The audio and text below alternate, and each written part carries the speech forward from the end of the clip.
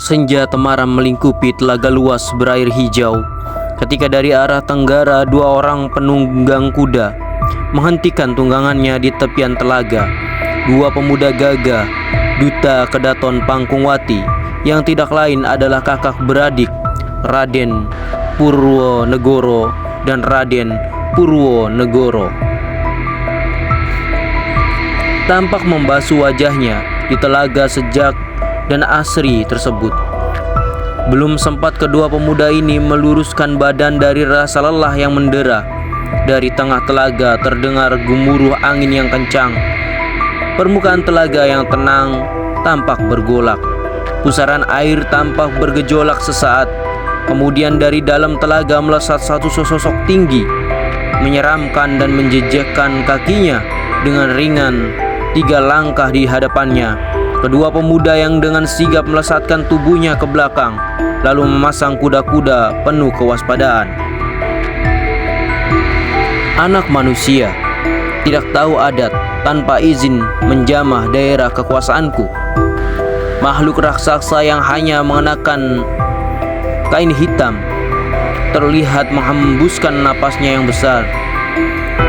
Raden Purwonegoro merangkapkan kedua tangan di depan dada dan lalu berkatalah, "Maafkan kami bila telah mengganggu ketenangan daerah kekuasaanmu." Makhluk yang menyeramkan itu menunjukkan seringai dengan caling yang tampak berkilat. Sifat manusia merusak baru minta maaf. Kami tidak merusak apa-apa. Kalian meminum dan membasuh muka kalian tanpa izinku. Itu akan anggap suatu pelanggaran. Sekali lagi, kami minta maaf. Sayang sekali sudah terlambat. Aku, Jantara Bolang, penguasa Telaga Bolang, meminta masing-masing satu dari 2 mata kalian. Tersentak kedua pemuda ini dibuatnya. Jantara Bolang, permintaanmu itu terlalu mengada-ngada. Terserah apa kata kalian, menolak maut jawabannya. Tinggal pilih salah satu mata kalian atau mati. Jantara Bolang, baik, kau jual aku beli. Bagus, terima ajal kalian.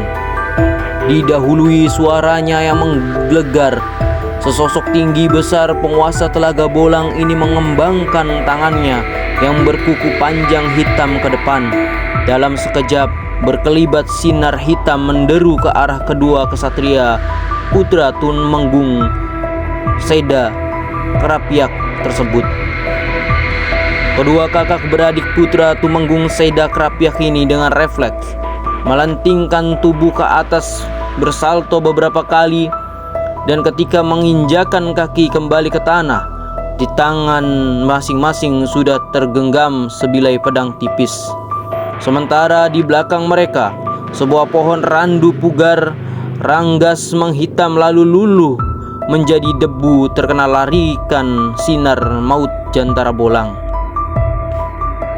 Hebat juga kalian, anak manusia. Tapi apa kalian ini gadahku bisa juga kalian tahu? Jika kalian bisa menahannya, sungguh luar biasa anak manusia. Entah dari mana datangnya sebuah penggada terbuat dari lempengan baja hitam tampak tergenggam di tangan kanan sesosok tinggi besar Jantara Bolang yang kembali dengan ganas menyerang kedua murid Sunan Jati Purba ini. Suara dentingan berderu senjata terdengar memekalkan telinga. Jantara Bolang terus merengsek kedua lawannya. Diputar-putarnya penggada baja hitam dengan cepat, sedang dari tangan kirinya yang berkuku panjang melesat ke 5 larik sinar hitam ke segala arah. Adik Purwo, kerahkan tenaga pelindung. Raden Purwonegoro berteriak keras ketika 2 dari 5 sinar maut mengarah tepat ke dada dan kepala adiknya. Tubuh Raden Purwo tampak terlempar ke belakang, lalu ambruk ke tanah, memuntahkan darah segar. Jantara Bolang, kau telah mencelakai adikku. Aku mengaduh jiwa denganmu. Jantara Bolang menyunggingkan seringai mengejek. Anak manusia, aku terima tantanganmu. Tubuh Raden Purwonegoro tampak bergetar. Sinar tipis kekeningan terlihat membungkus tubuhnya dari ujung rambut sampai ujung jari kaki. Dengan sekali hentakan tubuhnya melesat dengan sabet ke arah Jantara Bolang. Duel kembali berlangsung dengan seru. Dentingan pedang beradu dengan penggada baja hitam semakin memekalkan telinga. Bunga api berpijar terang menyilaukan pandangan mata. 100 jurus telah berlalu, tapi keduanya sama-sama tangguh. Semak belukar dan bebatuan berterbangan akibat pengaruh tenaga dalam dari keduanya. Serang tepat di ubun-ubunnya dengan jurus tapak cecak. Mengiang suara seperti nyamuk di telinga kanan Raden Purwonegoro. Tapi berpikir panjang murid Cirebon ini melentingkan tubuhnya 3 tembok ke atas.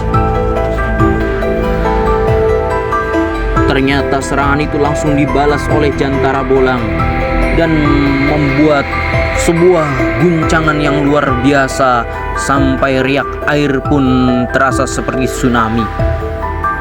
Dentuman keras terdengar membahana manakala telapak tangan kanan Raden Purwonegoro tepat mengenai ubun-ubun Jantara Bolang. Tubuh hitam tinggi besar Jantara Bolang meledak menjadi serpihan-serpihan bubuk berwarna hitam dan tampak melesat masuk ke dalam telaga air. Telaga tampak bergolak, pusaran air terlihat berputar dengan cepat. Lalu sedikit kemudian, suasana telaga Bolang kembali tenang. Apa dia sudah musnah? Membatin Raden Purwonegoro yang dengan sabetan menghampiri tubuh adiknya yang tergeletak di tanah. Dia cuma pingsan, tapi terluka dalam cukup parah. Kembali suara seperti nyamuk mengiang di telinganya. Raden Purwonegoro menyapu seantero telaga dengan pandangannya, tapi orang yang mengirim suara jarak jauh seperti sirna ditelan bumi. Orang itu tahu kalau aku menguasai jurus tapak cacak. Apakah dia guruku, Resi Maruta Mandara, atau... Belum selesai Raden Purwonegoro membatin, sebuah sentuhan lembut memegang bahu kanannya. Nilu Saroja, sesosok dari baju jingga ini, tampak tersenyum. Kakang Purwonegoro, siapa orang yang kau dukung itu? Dia adikku, Nilu Saroja. Saya tahu apa yang akan kakang katakan. Adikmu terluka dalam cukup parah. Hanya kakek guru Resi Maruta Mandara yang mampu menangkal pukulan 5 jari pasir Jantara Bolang. Jadi kita kecadas gampal. Betul Kakang Purwo. Tapi sudahlah Kakang. Kakek guru sudah tahu dan tidak mempermasalahkan semua itu. Yang penting adikmu bisa tertolong. Baiklah Nilu Saroja. Sekarang juga kita ke Bukit Gadas Gampal.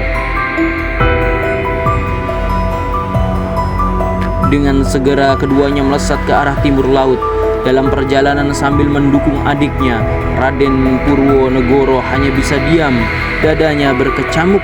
Dia tidak habis pikir kenapa di saat seperti ini Nilu Saroja yang setahun yang lalu ditinggalkan tanpa pamit setelah dirinya menguasai jurus tapak cacak warisan Resi Maruta Mandara masih bersikap baik padanya.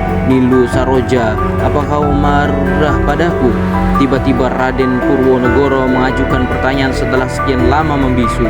Gadis berbaju jingga ini hanya memandang Raden Purwonegoro, lalu senyum manis mereka dari sudut bibirnya. Kakang Purwonegoro, melihat dirimu baik-baik saja, itu sudah cukup membuat saya bahagia. Raden Purwonegoro tertegun mendengar ucapan Nilu Saroja. Lain yang ditanya, lain pula jawabannya. Aku tidak mengerti jalan pikiran